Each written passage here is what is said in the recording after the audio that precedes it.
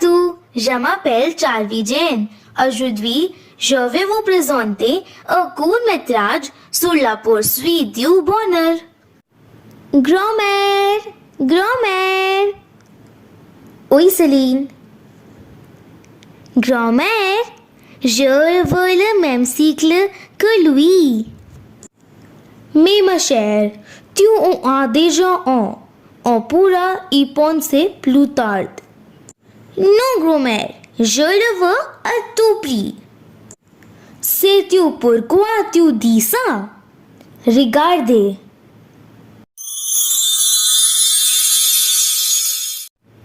Un corbeau vivait dans une forêt. Il était totalement satisfait de sa vie. Un jour, il a vu un signe et a exprimé ses pensées. Tu es si blanc et je suis si noir.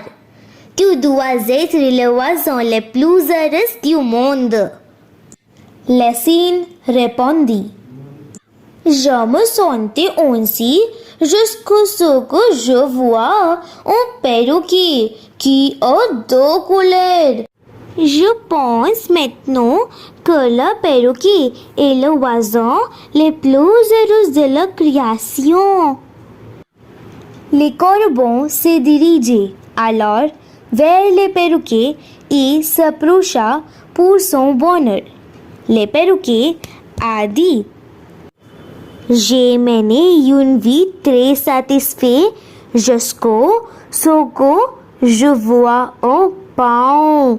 Je n'ai que deux couleurs, mais le paon a plusieurs couleurs. Le corbeau est devenu confus et a visité le zoo. Voyant la beauté du paon, le corbeau s'étonna. Il s'approche du paon et admira sa beauté.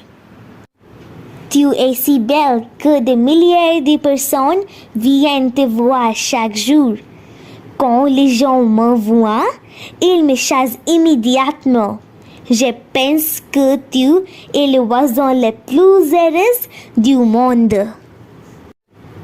Le paon a répondu. Je pensais aussi la même chose en errant librement dans les forêts, mais un jour, j'ai été capturé uniquement à cause de ma beauté. Je suis maintenant piégé dans ce zoo. Si vous visitez tout le zoo, vous trouverez des cygnes, des perroquets, coucous, pigeons et tous les autres oiseaux colorés dans des cages. J'ai réalisé que le corbeau est le seul oiseau qui n'est pas gardé dans une cage.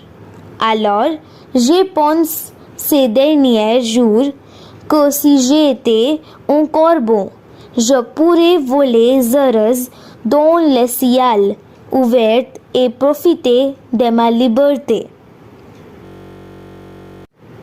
Par la suite, le corbeau réalisait également son erreur et s'envola jalousement. Il a remercié Dieu de l'avoir fait tel qu'il est. Voir, apprendre à être heureuse dans ce que vous avez au lieu de regarder ce que vous n'avez pas. Oui, grand-mère, maintenant je comprends qu'il y aura toujours quelqu'un qui aura plus ou moins que nous, mais ce que nous avons est suffisant pour être heureux. Ça arrive avec tout le monde. Nous ne valorisons parce que Dieu nous a donné et sommes toujours occupés à nous comparer aux autres. Tout cela conduit au cycle du malheur. Une personne qui est satisfaite de ce qu'elle est la personne la plus heureuse du monde. Merci à beaucoup.